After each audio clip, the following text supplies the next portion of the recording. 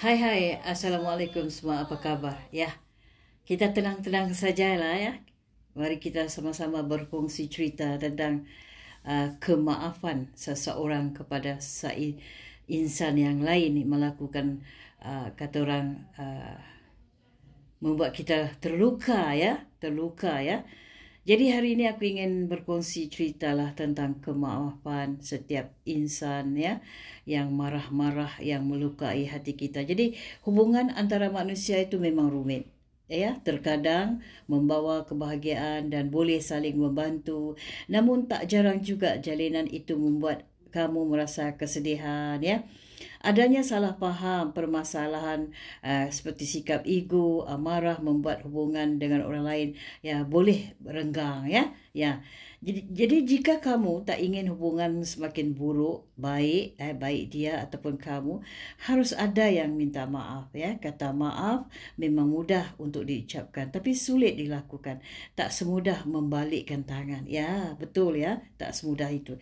Jadi acap kali terselip rasa yang membuat kata-kata itu tidak boleh sampai. Begitu pula dengan kata memaafkan. Kata memaafkan juga bukan perkara mudah ya, apalagi mengingatkan perbuatannya yang telah melukai hati kita dan melukai hati kamu juga. Namun kembali lagi pada kepentingan diri sendiri ya, pada fungsinya menyimpan amarah kepada orang lain. Jika sifat itu bakal membuatmu lebih menderita, rasa benci, amarah dan dendam hanya akan melukai diri kita sendiri. Sebab itulah pergunakan ketulusan hatimu untuk memaafkan sesiapa sajalah ya. Bantulah hatimu untuk memaafkan meskipun ia belum meminta maaf sekalipun. Sebab memaafkan orang lain akan terasa berat apabila kita berasal dari hati kita. Ya, itu dia.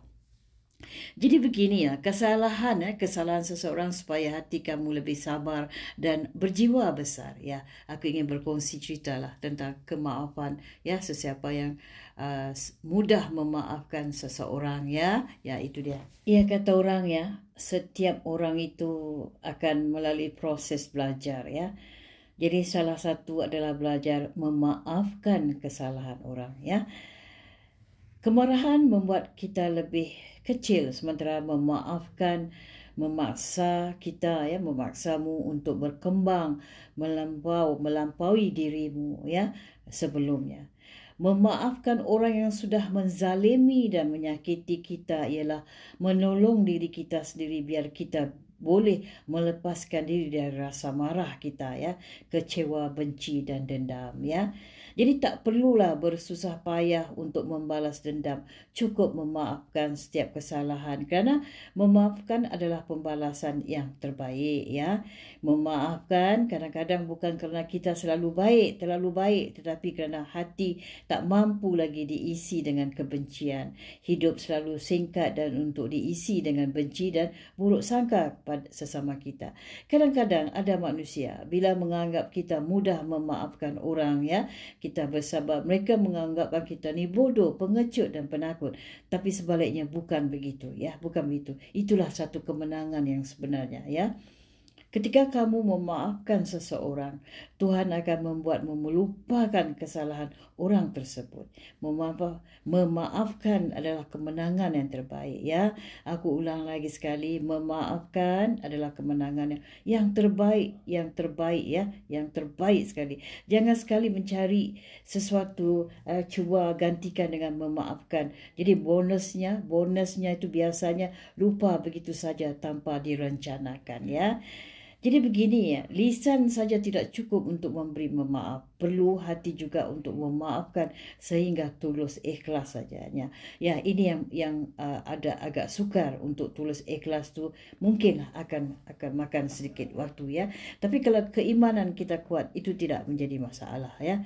Jika seseorang yang menghinamu ya dan memalu-malukanmu dengan sesuatu yang tidak ketahui padamu, maka janganlah engkau membalasnya dengan sesuatu yang engkau ketahui yang ada padanya, akibatnya nanti buruk ya, biarlah ia menanggungnya. Jadi biasanya seseorang tu kalau dia ada sesuatu yang enggak baik pada dirinya, kita memalukan, dan sebaliknya itu kita cuba hindarkanlah itu semua ya. Ya, agar hati kita ni tenang ya, mulai memaafkan dan menyadari bahawa terkadang seorang tu boleh saja melakukan kesalahan. Jadi sebab ya perempuan ni banyak memaafkan. Biasanya perempuan lah yang sering memaafkan meskipun tak bersalah. Alasan ialah ia ingin bersama, bukan berpisah. Perempuan tak suka berpisah ya.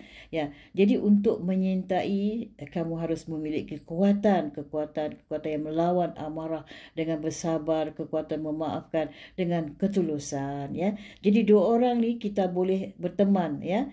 Dua orang tidak boleh berteman lama ya jika mereka tidak boleh saling memaafkan satu sama lain ya. Itu dia.